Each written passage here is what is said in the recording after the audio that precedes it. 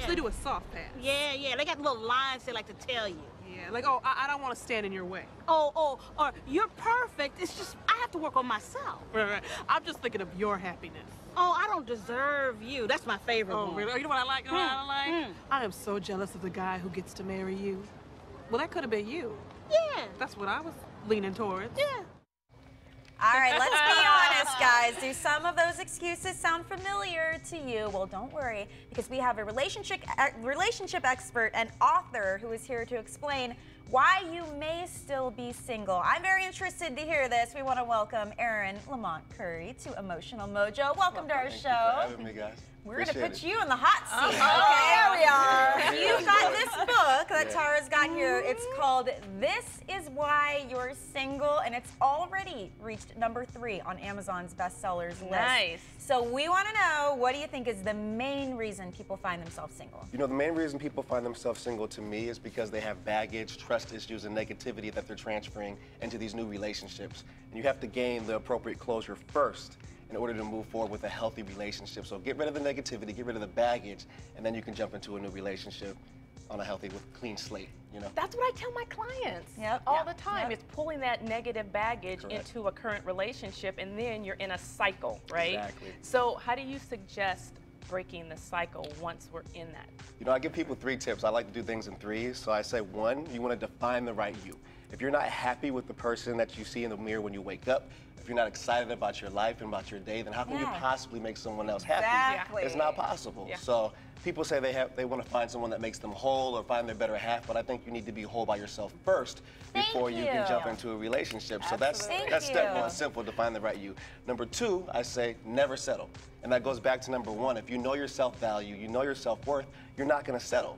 You're going to know what you deserve, so you won't settle for anything less. And the third thing is just to take baby steps, you know. Don't jump into a relationship just because you're trying to fill a void. Don't try to go 0 to 60 or 0 to 100 just to not be by yourself. So those are the 3 things. Well, that goes back to number 1 that goes as back well, to number right? 1 1 and 3 are very intimately connected. I know so many people, though, who honestly are not happy unless they're with someone. They would rather be in an unhappy relationship than alone.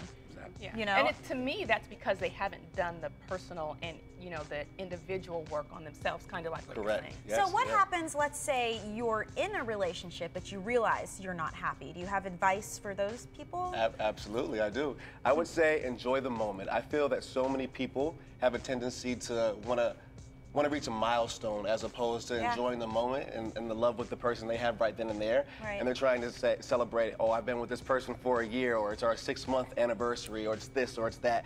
But enjoy the moment you have with someone, because not to sound cliche, but you never know what tomorrow promises. You might not be with that person tomorrow. So while you have that love and that intimacy and that goodness in that moment, Stop trying to get to the next level. Yeah, that makes absolutely. sense. Stay in the For moment. sure. Exactly. Man, crazy. Now, what about opposites? You know, some people are very similar, but there's that opposites attract thing. What do you think about that? Is it true?